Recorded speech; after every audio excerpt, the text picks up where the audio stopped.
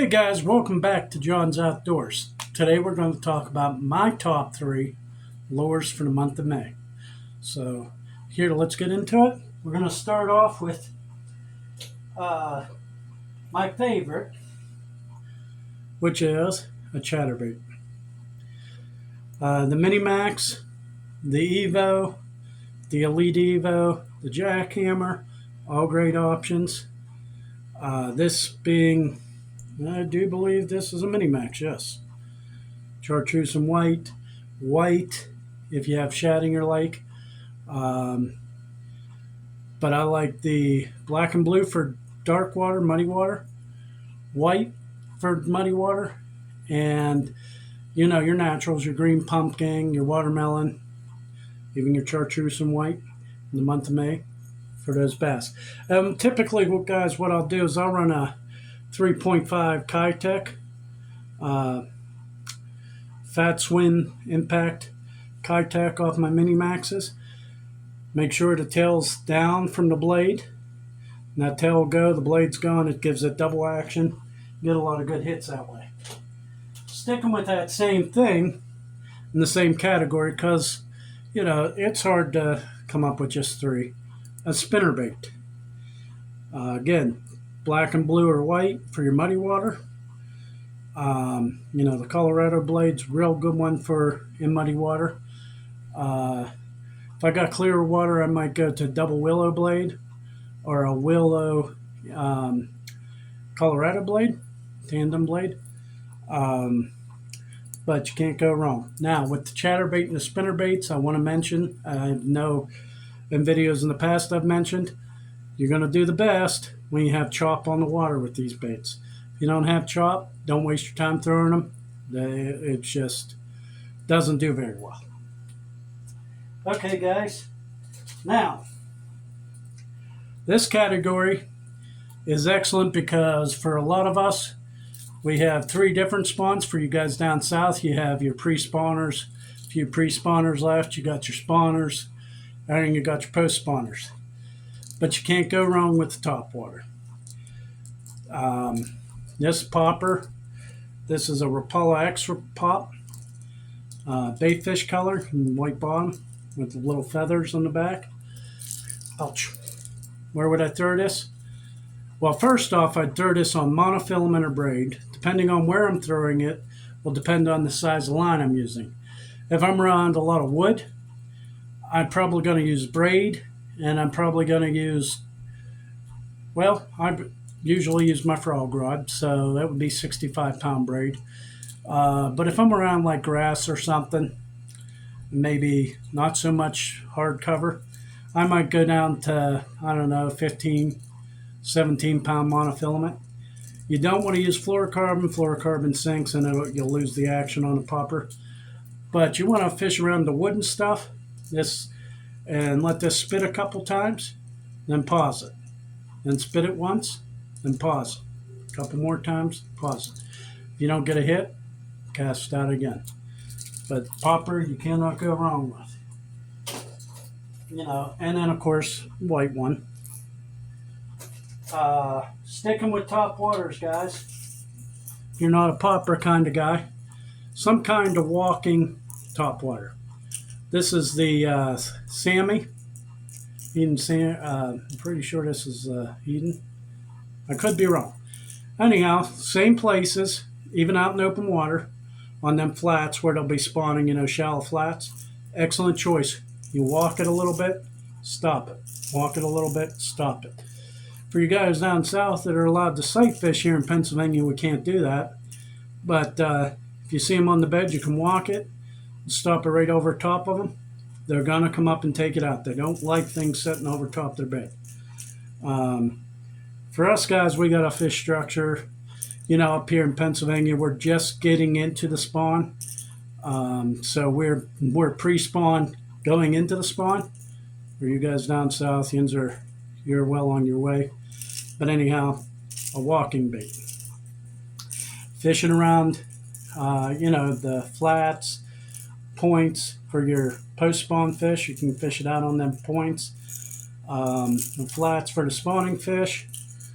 Mouths of the coves for the pre-spawners and the the post spawners that are making their way out.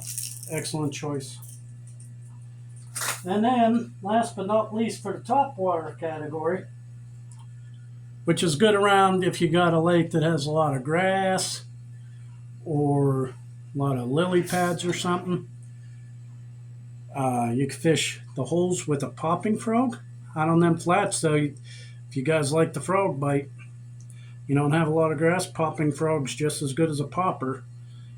Spit this guy over and these legs will flare out when you stop it, and they'll just come unwound. I'll go with either a white belly or a bluegill looking belly with a little bit of red or orange up here, or a black belly. Those are the three colors I'm going to go with. The top does not matter. The bass ain't looking at the top. It's the belly on the frogs. But again, pop, pop, stop for, I don't know, 15 seconds. Pop, another 15 seconds, pop, pop. On them flats, points, around wood, and around the edge of docks and stuff, this would be an excellent bait. And then I would totally be beside myself if I didn't mention this. This little buzz toad, boya. This thing is deadly, guys. It's a hollow body frog. Gives you the same action as a buzzbait with that big foot in the back. It'll go pop, pop, pop, pop, pop. But you can stop it just like a hollow body. This is a deadly option if you really don't want to use the whopper plopper, or you don't own a whopper plopper. Okay.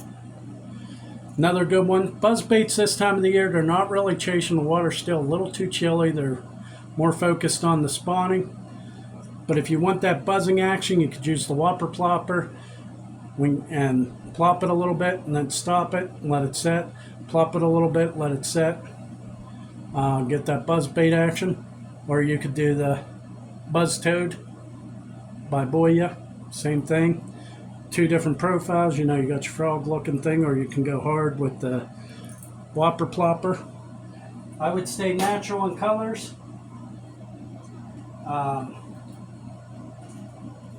Stay natural with your colors when doing it.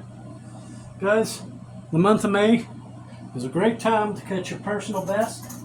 And to end out the video for my top three, you can't go wrong with some kind of jig. A lot of lakes will be high. You'll have submerged brush and stuff from the lake, the water being high, and there'll be, bushes and stuff being under. Flipping a jig with a crawl or a creature bait on the back of it, popping it off the bottom around docks.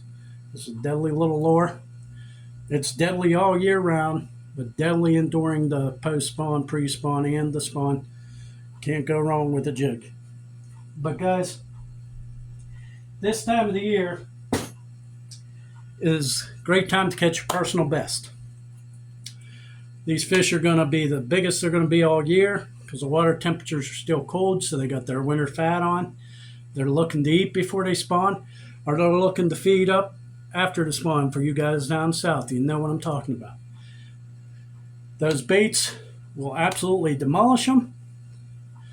Again, stay as natural. If you have shad, maybe go white and chartreuse. If you have a bluegill lake, go cream pumpkin, watermelon. Just try to imitate the forage. With the frogs, I like a white belly or a little white with orange or red on the, the throat, or black.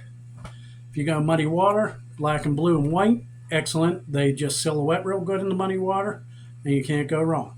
Remember though, guys, chatterbaits and the spinner baits will work best with chop on the water. Otherwise, I've tried to wheel the fish to bite them on a calm lake. It just doesn't work to your advantage. Okay, guys, I hope you enjoyed the video.